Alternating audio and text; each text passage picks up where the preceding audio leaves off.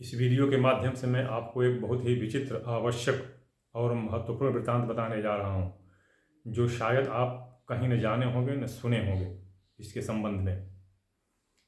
और यही नहीं, इतनी भ्रांतियाँ और इतने चमत्कृत रूप दिखाए जाते हैं, जिससे लोग भ्रमित हो जाते हैं और समझ नहीं पाते हैं, और कुछ लोग इससे घृणा भी, मतलब उपेक्षित दूरी बना लेते हैं। यह क्या चीज़ है?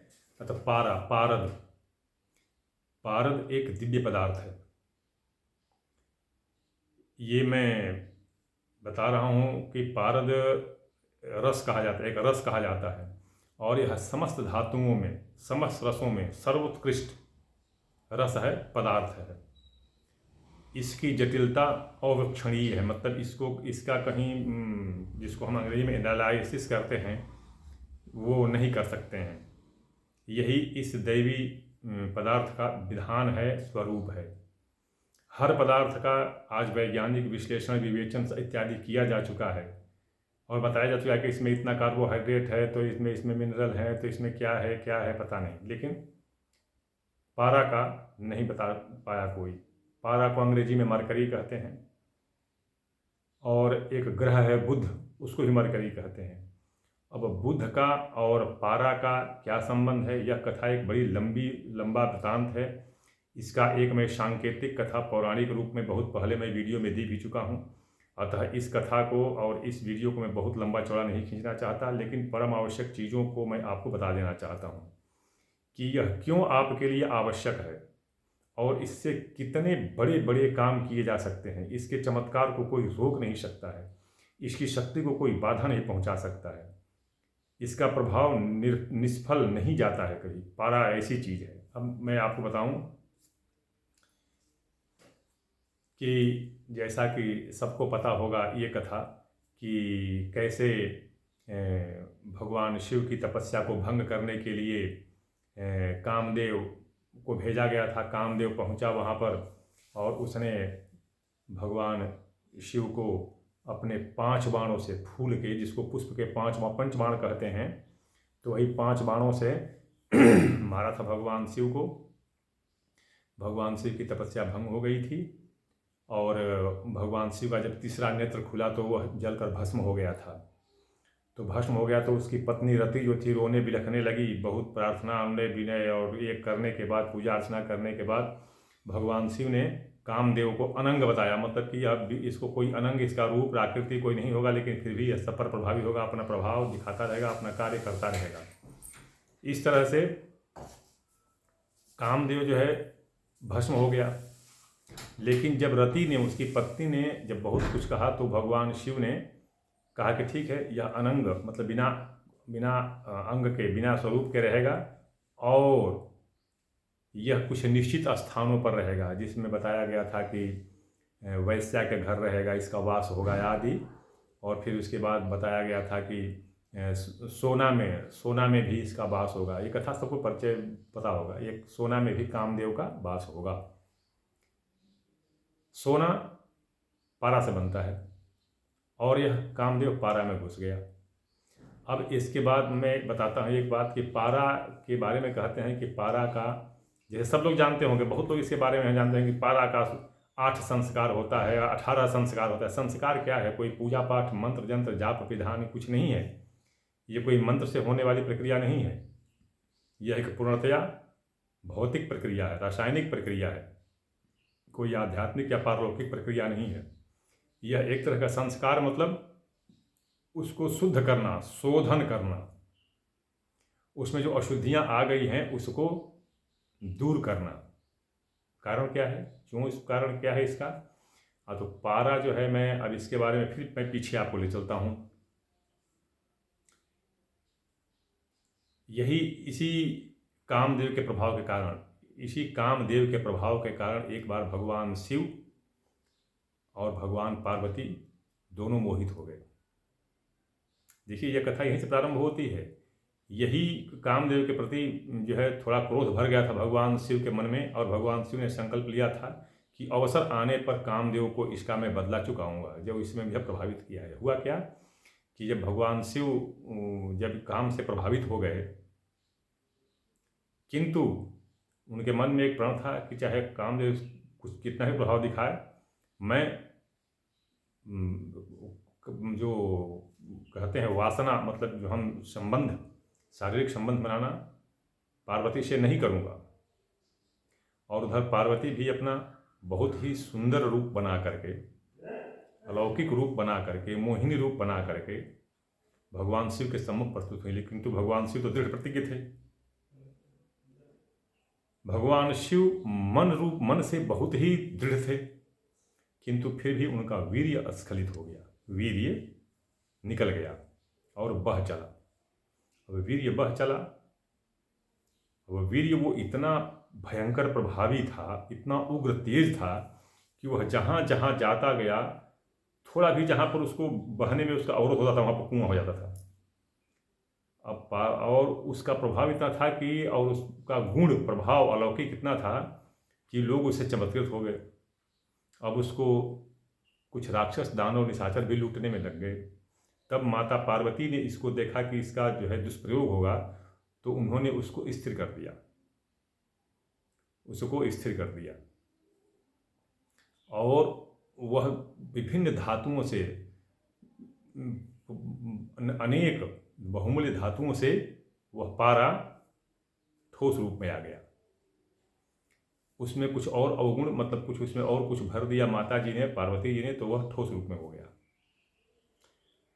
अभी क्या हुआ कि इस सोने में, जैसा कि मैं बताया कि ये सोना इससे निकलता है, सोना में भी कामदेव घुस गया था और इसमें सारे दुर्गुण भर गए थे पारा में।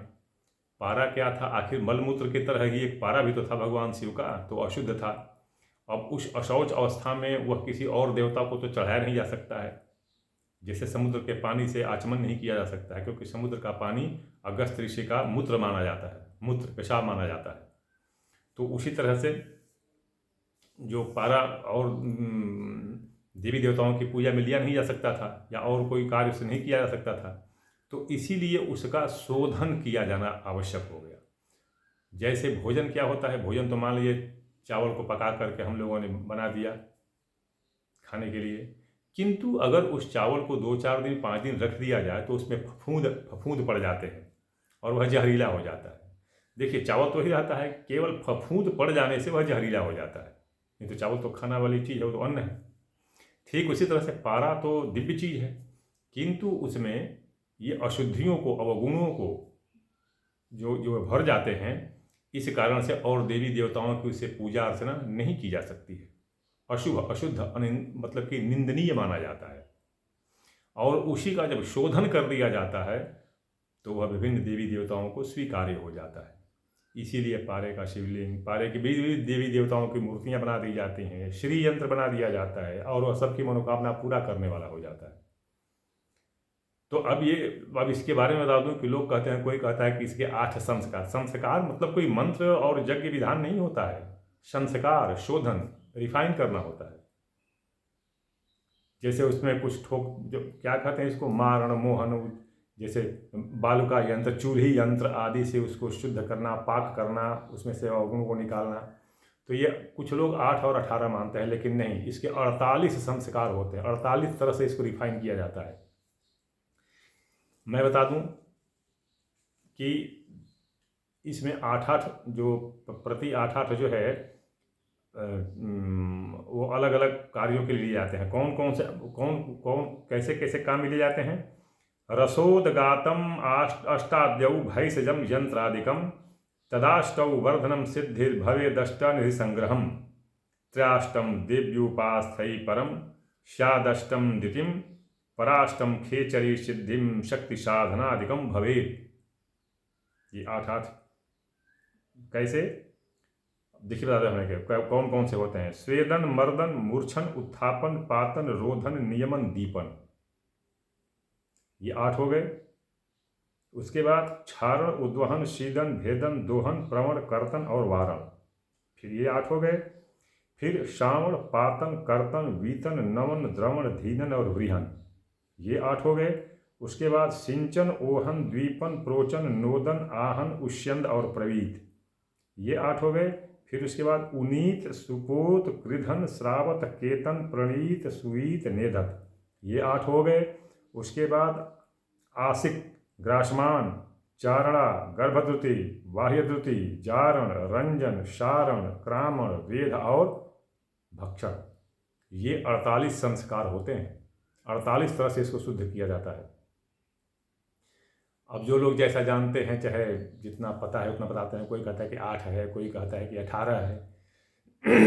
अब ये 8 संस्कार करने के बाद कुछ कुछ काम लायक होता चला जाता है पारा।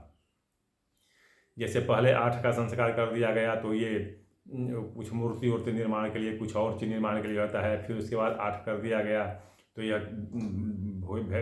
अपना औषधि आदि के काम में आ जाता है। इसी तरह जब 48 कर दिए जाते हैं तब एक किसके काम आता है, खेचरी, सिद्धि इत्यादि बहुत सिद्धि प्राप्त करना और अलौकिक शक्तियों को प्राप्त करने वाला वो पारा हो जाता है। और उसी से शिवलिंग या गुटिका या जो भी चीज़ उसी से बनता है।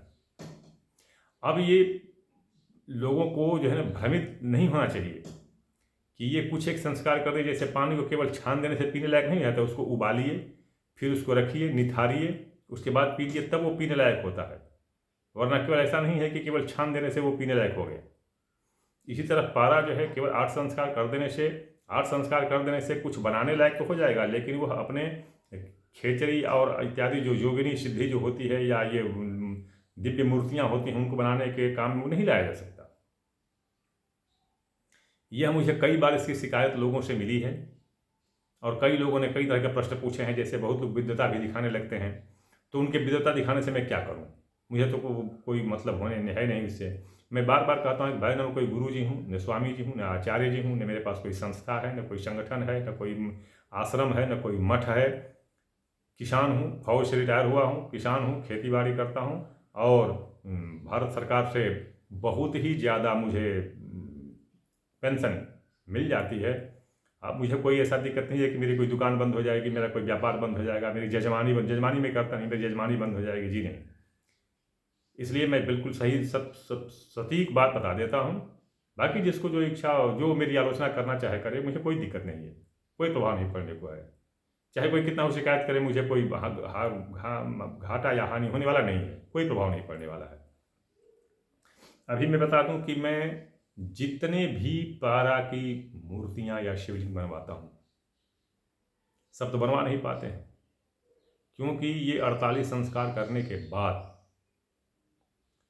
ये पारा इतना महंगा हो जाता है कि कोई इसका खर्च वहन ही नहीं, मैंने कोई तो करते हैं लेकिन खर्च वहन नहीं कर पाता है।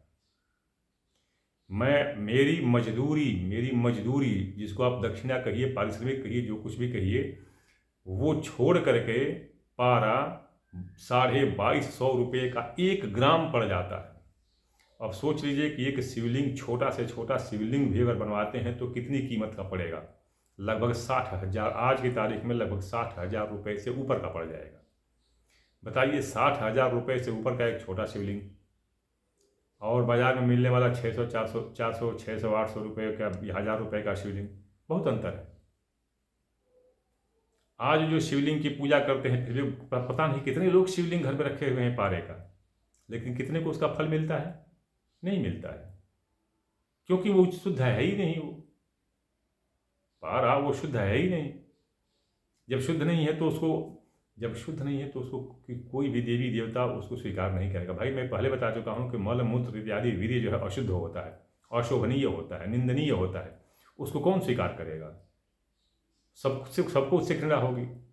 तो जब तक उसका उचित रूप से शोधन नहीं कर दिया जाता है, संस्कृत नहीं किया जाता है, संस्कार नहीं कर दिया जाता है, तब तक उस पर किया गया कोई भी पूजा पाठ, मंत्र आदि सफल नहीं हो पाता है और उससे किसी प्रकार के अच्छे या अनुकूल फल की आशा नहीं की जा सकती है।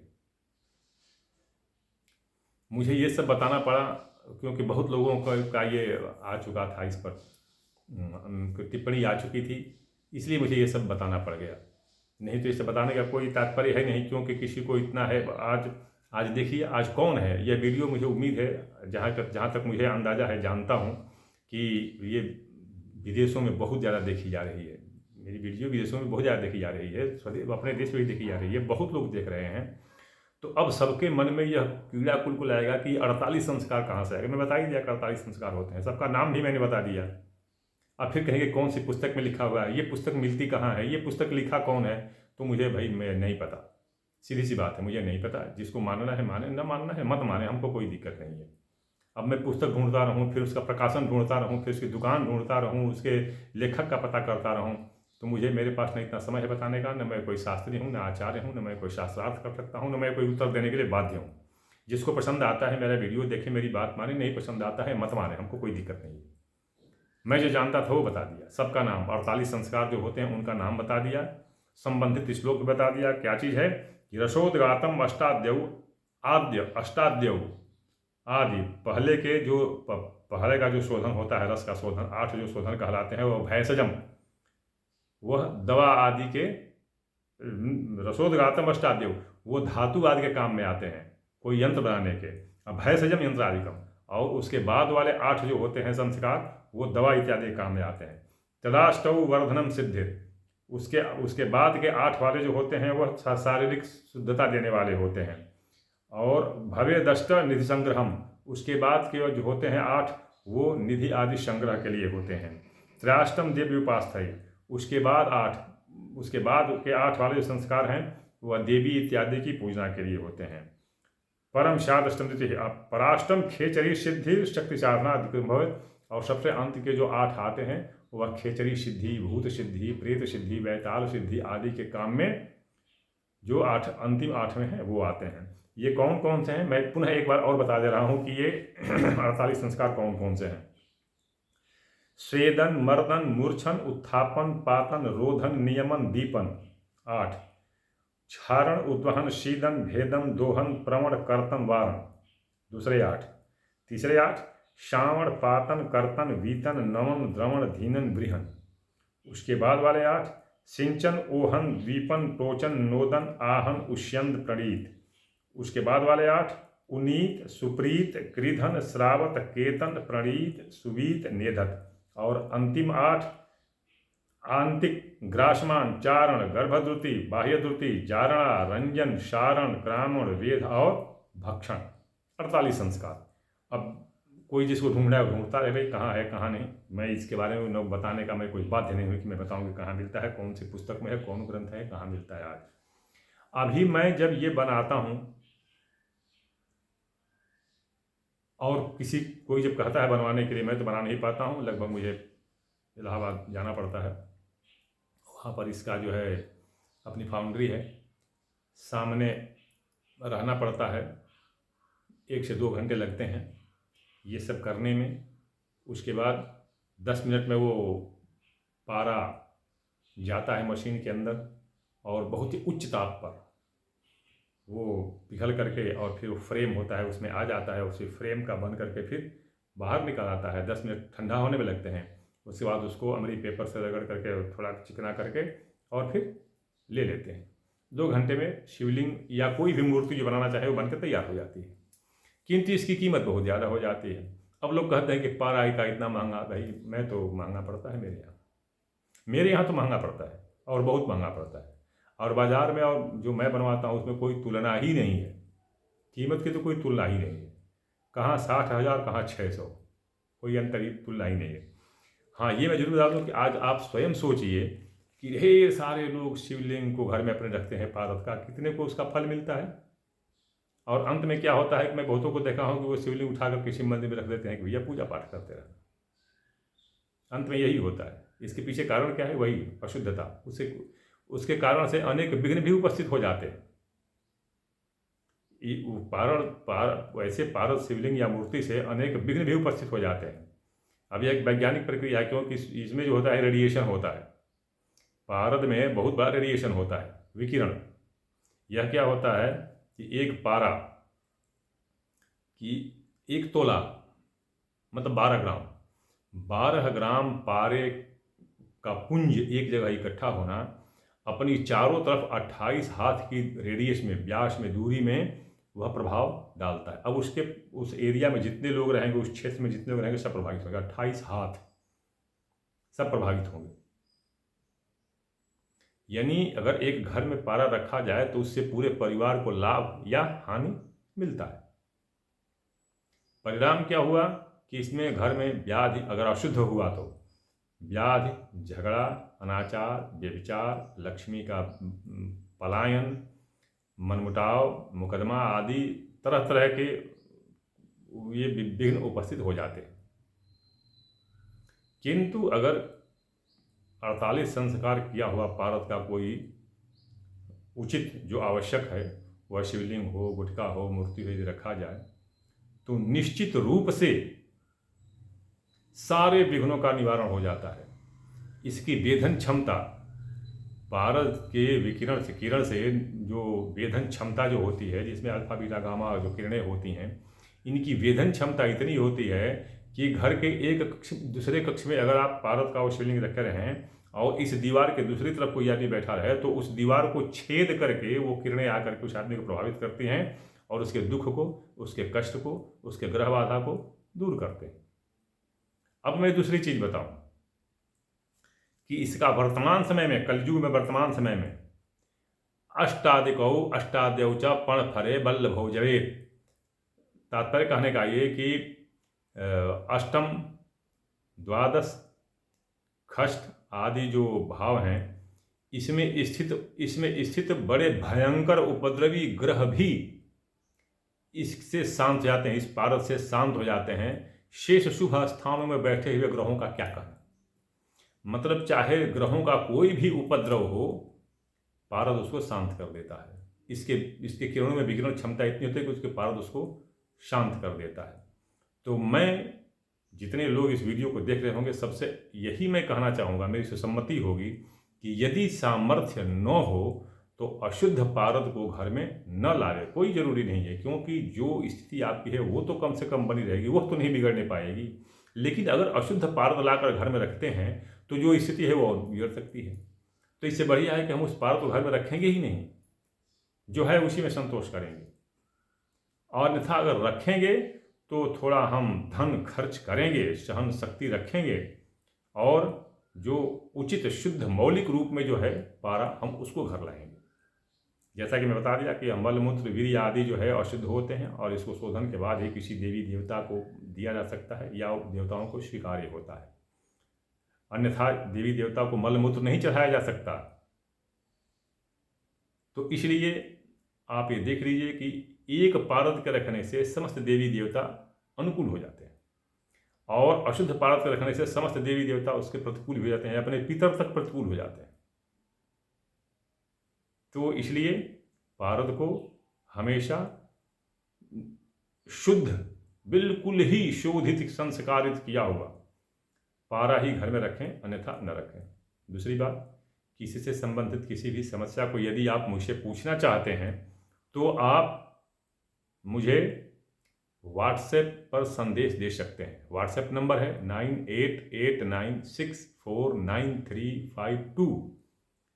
किंतु ध्यान रहे, इस पर अपनी विद्वता प्रदर्शित मत कीजिए कि आप इतना जानते हैं तो मैं इतना कम जानता हूँ। ये सभी प्रश्न करेंगे तो मुझे उसका कोई न उत्तर है, न मैं उत्तर दे पाऊंगा। समस्या अगर आपकी होगी तो मैं अपने समय से, क्योंकि पता नहीं कितने लोगों के कितने संदेश आते रहते हैं तो उनका जवाब देना पड़ता है, तो मैं अपने समय से आपके कुंडलीय ग्रह आदि की गणना करके अपने समय से उसका उत्तर दूंगा। तत्काल उत्तर में नहीं दे पाऊंगा। और अगली बात कि मैं जब तक भारतीय सेना की सेवा में था तब तक तो मैं निःशुल्क सेवा करता था। अभी मैं शुल्क लेता हूँ और मुझे जहाँ तक ज्ञात है मेरा शुल्क जो है वो बहुत ही ज़्यादा है। मुझे पता चला है अपेक्षा से बहुत ज़्यादा है। तो इसलिए जो लोग समर्थ हों, इच्छुक हों, वही लोग संदेश भेजें और संपर्क करें, अन्यथा न करें, क्योंकि मैं उनका कोई उत्तर नहीं दे पाऊंगा, कुछ नहीं दे पाऊंगा। मैं अगले वीडियो में मैं किसी अगले विषय के साथ प्रस्तुत हो रहा हूं, उसकी आप प्रतीक्षा करें।